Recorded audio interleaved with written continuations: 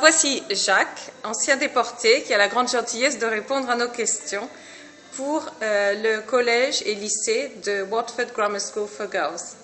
Alors Jacques, pourriez-vous nous expliquer pourquoi vous avez été arrêté alors que vous n'êtes pas juif? Eh bien, déjà, j'avais l'âge de partir au STO, c'est-à-dire au service de travail obligatoire.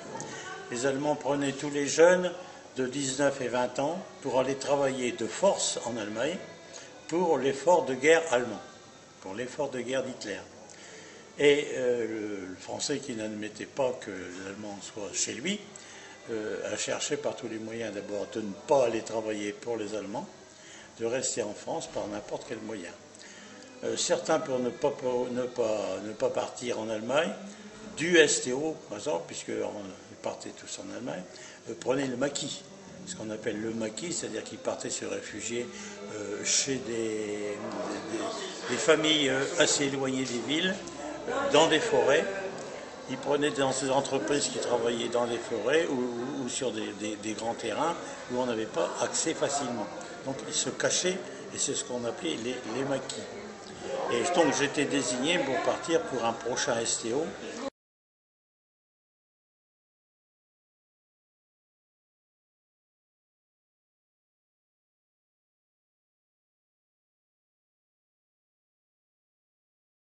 Mais au sein de la police, nous avons organisé un service de résistance. C'est-à-dire que nous servions surtout de renseignement pour le déplacement des troupes allemandes, qui étaient signalées à Londres par radio, pour le déplacement des troupes. D'autre part, nous aidions les Français qui avaient besoin de circuler, entre autres les Juifs qui avaient besoin de se cacher.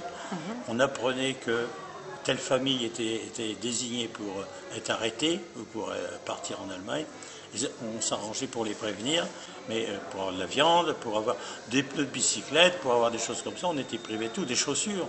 Il fallait des tickets. Donc des tickets qui étaient délivrés par les mairies. Alors donc nous étions chargés de distribuer ces tickets et on en demandait toujours plus que ce qu'on avait besoin vraiment. Et ces tickets-là partaient vers les maquis, donc pour l'alimentation des jeunes. On a été dénoncés. Nous avions fait un groupe de la police pour faire ce travail de jour comme de nuit, parce que nous avions aussi en France, c'est interdit de circuler la nuit. Par contre, comme nous faisions des contrôles de nuit, nous permettions à ces personnes qui étaient recherchées à circuler la nuit. Nous les aidions à circuler la nuit pour faire ce qu'elles avaient à faire, se sauver des Allemands. Et notre groupe a été dénoncé. Emprisonné à Compiègne. Donc à Compiègne, nous avons été interrogés par la Gestapo. C'était la matraque, c'était tout un tas. Ils n'ont jamais pu connaître ceux de résistance d'à côté à qui nous fournissions les renseignements. Nous n'avions pas été jugés, ni interrogés, ni jugés pour être condamnés à quelque chose, mais les troupes alliées débarquant sur la Normandie, les Allemands ont décidé de vider toutes les prisons